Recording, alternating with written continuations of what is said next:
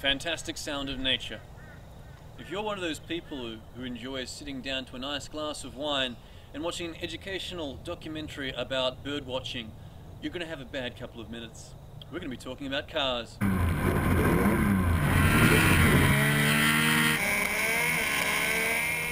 Here we have a turn-of-the-century Nissan Navara. It's a well-built, reliable and thoroughly unremarkable car. We found a guy called Scotty who took the power plant out of this car and made it go over 300 kilometers an hour. He fell off a cliff.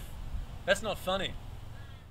You have to start, and not being funny about it, but you start at the basics because people have no clue like what's involved in getting a race car to go from here to there 400 metres in a really quick time. It's, you know, it looks really easy but it's not. This is the engine that was in when we ran the world's fastest Nissan time, and after that run it was actually intact. The engine was intact and ready to race again, and this was simply caused by the fact that I started in second gear instead of first gear. So I had the gear lever in the wrong position, started in second gear, and that put so much load on the motor that it just cracked the engine block in half. Scott Porter is one of the few people that can live to tell the tale of what it's like to crash a car at almost 300 kilometres an hour. This occurred during the 2012 Nitro Championships at the Eastern Creek Raceway in Sydney. And he must have known something was going to happen because when I strapped him in, like I normally do all the belts up for him, and I pull him down pretty tight. And I said, "You're all good?" And he goes, yeah, I'm fine. And then about a couple of seconds later, I had the door open still, just before we're about to do it. He goes, "Just pull down on those belts a bit harder." He must have known something was going to happen. So pretty much the car, as we're going straight down the track,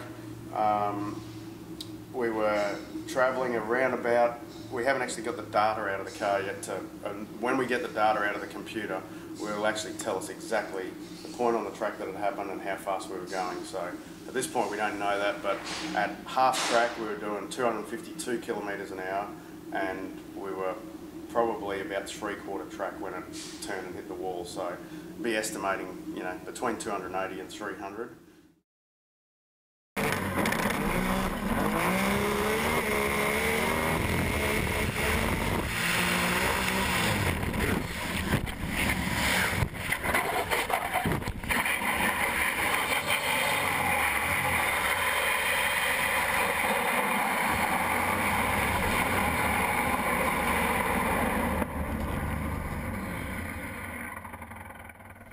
He crashed it into the wall. Yeah. Did you hear it when it happened? No? There was a little tunnel and he turned too much. Yeah. Did he hit the wall?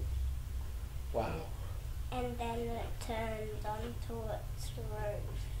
Safety would have to be something that's quite heavily weighted on in your mind when Scotty does these sort of things.